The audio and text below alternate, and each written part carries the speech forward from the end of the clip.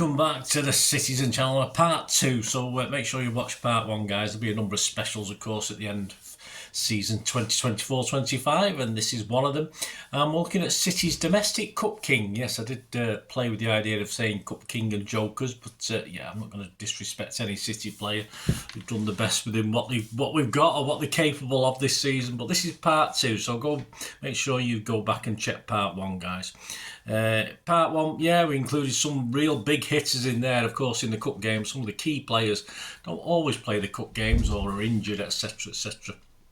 So there were some big hitters who didn't quite make the cut. People like Erling Haaland and Edison, KDB. So the top guys I'm going to talk about today won't have those names in. So there might be 1 or 2 surprises. Of course, a second round defeat in the Carabao Cup at Spurs ended our Carabao Cup adventure this season. A little bit earlier than we'd probably hoped, although it probably went the way Pep wanted. Of course, in the FA Cup we went all the way. Despite not winning it, we still played every game that was available.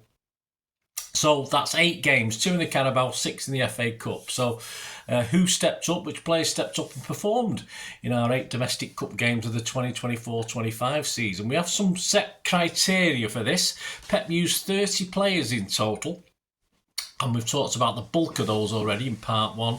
And out of this, 13 players made an appearance in at least half the 8 cup games, and that includes they had to play at least 30 minutes. So if they came on a sub or they started the game, they had to play 30 minutes. So that was left as just 13 achieved that feat. So I'm going to analyse these by their individual ratings that I give them throughout the season, see who stepped up for us. And of course, to compare and contrast my own ratings, I'm going to include the Manchester Evening Newses as well, mainly Simon Bukowski, occasionally Joe Bray, but the bulk of these were from Simon Bukowski, the chief correspondent for City United fan, but occasionally isn't too biased against us, but we'll see. Anyway, in part 1, we had our honourable mentions and ended up with 13 that met the criteria of the minimum of 30 minutes on the pitch and at least 4 of those 8 FA Cup and League Cup games. So we got down to a top 13. So I've already given you a couple. Yes, number 13, which was Manchester Evening News' number 12, was Phil Foden. No big surprise there. And at number 12, another one that didn't really surprise too many people, Ilkay Gundo. A lot of surprises in this part, though, when we get to near the top 5. He was also joint 12th, or equivalent of bottom, as far as the Manchester Evening News was concerned as well. So there you go, we've got 11 names now, we've got 11 guys to go through.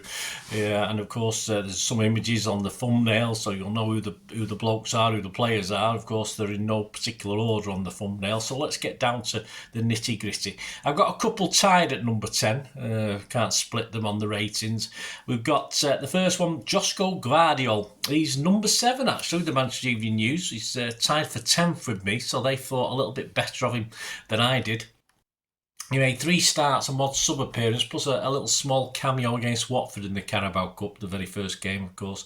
My average for him was a 6. The Manchester Evening News gave him a 6.5 for these games. Forest in the semi-finals, just about his best effort, where he also got a goal, but he was far from perfect that game. When you look at the match report, 51 minutes, Gvardiol leaps high inside the area to comfortably head home Marmoush's ball from the corner.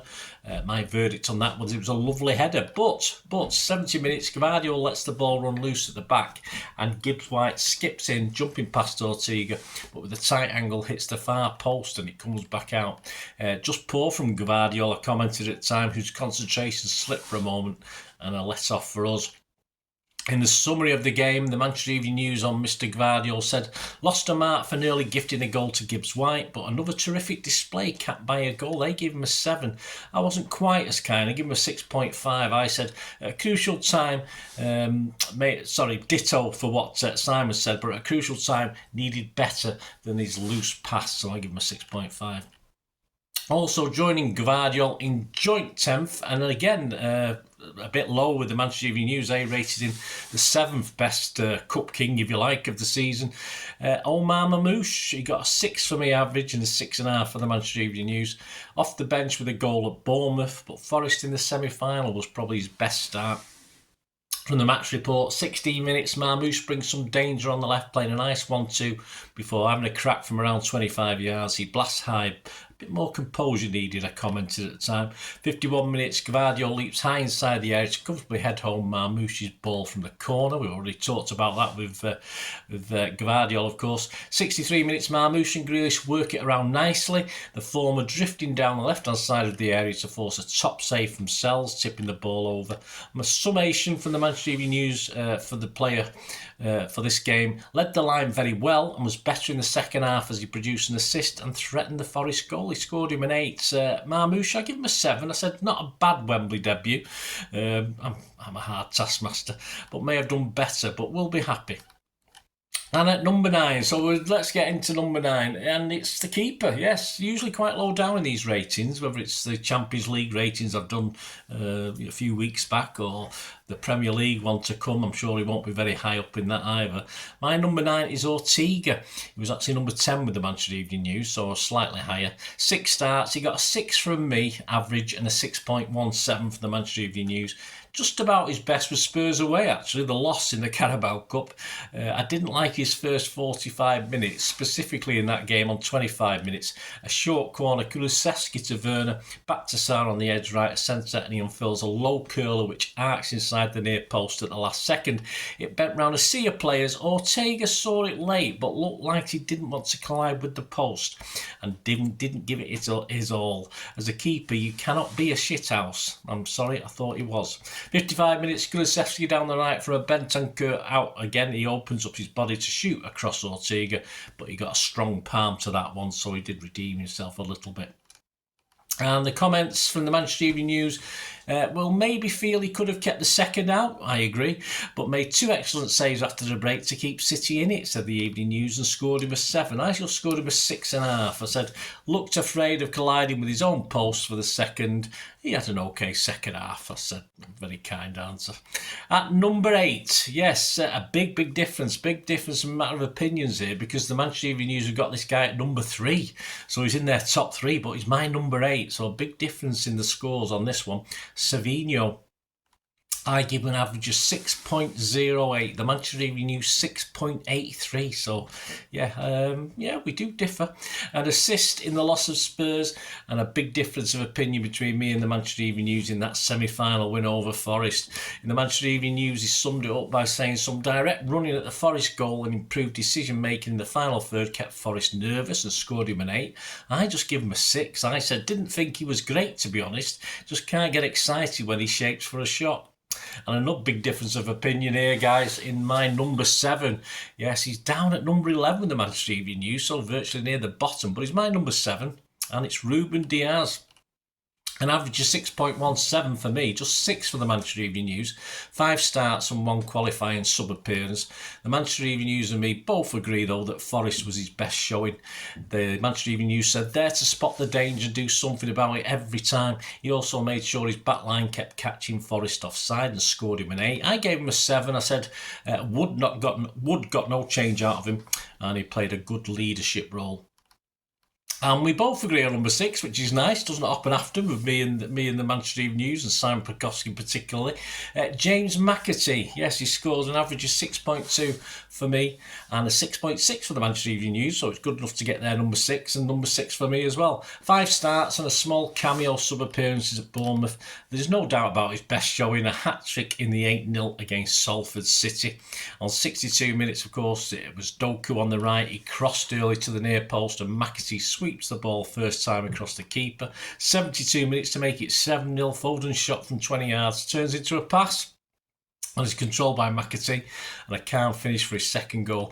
And of course, the conclusion, his hat-trick, 81 minutes. Grealish's low cross was turned in by the stretching McAtee, a second-half hat-trick to make it 8-0 and finish the scoring. The Manchester Evening News said McAtee was quiet in the first half, but enjoyed himself as the spaces opened up in the second, and 3 well-taken goals. I scored him a 9. Yeah, I couldn't disagree with the Evening News. I scored him a 9 as well. I said, makes the odd Rick. Yeah, but just gets on with it. His first home goal and his first home hat-trick followed. Not bad at all, I said. I scored him a 9. Right, into the top 5. Have I sort of not said some guys that you thought might be in or not be in? But into my top 5. And yes, Manchester Evening News is number 7, so I thought he had a better cup campaign than the MEN. And at number 5 for me, Bernardo. Yes, 4 starts and 2 meaningful sub-appearances. An average of 6.33 for me. Higher rated in the Manchester Evening News, but not as high up my listings, of course, as I've got him up my king list, if you like. 6.5 the Manchester Evening News. I average him at 6.33. The Forest semi-final was also his best showing, as a lot of players was. Manchester Evening News said of that performance, another all-action display that involved defending, attacking, and somehow giving Chris Wood as good as he got physically. He scored him an 8. I said he was a bit sloppy late on, but all over the pitch, and can I say, a slightly paler version of himself at his best. Interesting to see that the guy I considered a bit of a lesser clone at least hit the top 5 in cup games. Yes, I've been calling him a clone of his better self all season. Possibly says more about City's season than Bernardo, in fairness. There you go. So that's Bernardo. Always be a hero to me, whatever happens. And at number 4... and also in the top 5 for the Manchester Evening News, they're number 5, Jack Grealish. I averaged him at 6.42, the Manchester Evening News 6.67. Assists against Watford and Leyton Orient, but took advantage of poor old Salford with a goal and a couple of assists. From the match report on that game, 1-0 after 8 minutes, Nunes moved forward at pace and nudges it to Grealish, who played the ball to his left for Doku, his first time shot back across the goal. The diving young gets a hand to it, but it's in off the post. 48 minutes, a penalty to City. Horrible at the back from Salford. Tilts back past De Jong was short, and Grealish had his legs taken from under him. And of course, Grealish then took on responsibility for taking that penalty. 49 minutes, making it 4-0 as he sent the keeper the wrong way for his first goal of the season. And on 81 minutes, it was 8-0. It was Grealish's low cross that was turned in by the stretching McAtee, of course, for his second half hat-trick. Manchester Evening News summed up his game, says set up Doku early on and converted the penalty he won to end his miserable goal drought. Scored him a 7. I also give him a 7. I said perhaps not as busy as you expect, but assists and a goal will do him no harm. And we're into the top 3, guys. Here we go. And my number 3 is the Manchester Evening News' top-rated cup player. Their king, but he's not my king. He's only number 3. And we're talking, a guy I've always stuck up for generally, Matheus Nunes. An average of 6.6 for me, and a table-topping 7 out of 10 for the Manchester Evening News for his cup appearances. 5 starts, a goal in both our FA Cup games, but filled his boots rating-wise anyway, against the mighty Salford. On 20 minutes, Savinho angled a nice pass behind the defence to Nunes, who drew young and pulls the ball across to give Mubama an easy sliding. The Manchester Evening News said of his performance, a brilliant comeback from the derby, showing energy, determination and quality to have a big hand in most of City's goals, and scored him a 9. I wasn't quite as generous. I scored him an 8. I said stood out in a more defensive role. He and Pep will be happy with that return. There you go. So just 2 to talk about. And I am surprised, but I'm not surprised by these 2. At number 2 for me, and my cup prince perhaps, because we'll have the king in a second, at number 2. But at number 4 for the Manchester Evening News, so not quite up their list, but a 6.7 out of 10 average for me and a 6.8 average for the Manchester Evening News. And we're talking, yes, the guy who didn't even get a chance in the FA Cup final, wasn't even on the bench in the FA Cup final. Pep, what the hell are you doing, mate? Mr. Rico Lewis. 5 starts, a good performance in the win over Forest, including a goal, an assist at Orient, but was clear man of the match in our first domestic cup game, which was against Watford in the Carabao Cup. The Manchester Evening News said the heartbeat of the City team, getting involved in every bit of play and contributed for the second goal, scoring him an 8. Seems so long ago now. Well, it was last September, it is. For me, yes, all over the pitch, worked hard all game, as you'd expect. I also scored him an 8. So there you go, guys. That brings me to my Cup King, my City Cup King. Yes, and he's my number 1. But he happens to be Manchester Evening News' Prince. Yes, he's their number 2. But we both agreed on his rating. We both had the exact same average rating for his season of a 6.88 out of 10. So I didn't quite get to a 7. I'm always a bit meaner than the Manchester Evening News, but my number 1, yes, Manchester Evening News is number 2. Nico O'Reilly. He featured in every City Cup game, 7 starts and a man of the match performance off the bench for the second half at Bournemouth away. The match report said 46 minutes, Pep sends on Nico O'Reilly, coming on for Kusanov. He goes to left back, immediately steps off on the overlap and has a shot which just goes wide. On 48 minutes, he was involved in the 1-1. Of course he was. O'Reilly was in acres of space on the left. He's played in by a simple KDB ball. He sprints to the edge of the box, spots the big man and sends a cross in, and watches Haaland slot the ball into the corner. And of course 63 minutes involved 2-1 for City. City lead, and it's another O'Reilly assist. He regains it and played a nice little flick to Marmouche, who nutmegged the defender and slotted into the corner. Yes, the Manchester Evening News said about the game, changed the game instantly and got 2 brilliant assists, scored him a 9. I was a bit meaner, I give him an 8.5. I said I had him start in this game. Would he have been as effective? I'm not too sure, but great showing, changed the dynamic for us. He also scored, of course, against Salford, and let's not forget the brace in the 3-1 win over Plymouth. So there you go. No, Nico O'Reilly, did it surprise you? It probably doesn't surprise me, but I'm just surprised a lot of the big hitters. A lot of the younger guys top the cup charts for City, with Grealish and Bernardo, probably the best, definitely the best of the old guard, of course. So let me know your thoughts, guys. Have you got any views on that? Any differences to what me and the Manchester Evening News? As I said, there's some really big differences in myself and the Manchester Evening News. When it comes down to the nitty gritty, we weren't far out on our opinions on say the top 3 or 4.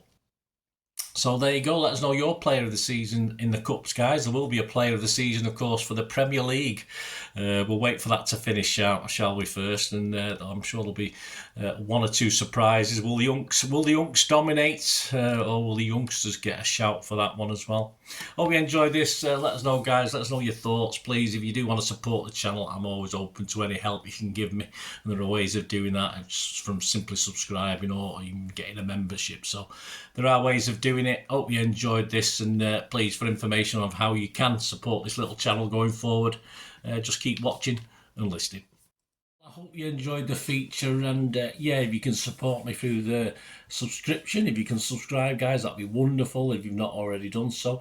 We do actually have memberships at the moment, just 99p a month, so you get access to all my City stuff, including all the history vlogs, dozens and dozens not been published yet, that you get immediate access to, and every time I do a edit and do a vlog, you get immediate access to it as well. So you can have a copy of scripts as well if you want any hard copy of the sort of things I do on matches and teams and managers and players, etc, etc. So if you can join the membership, that'd be wonderful. We'd fine. And yeah, if you want to support the channel just by watching the ads, that helps. Watch the ads, let them play through while you just have to check your phone or something, let it play out.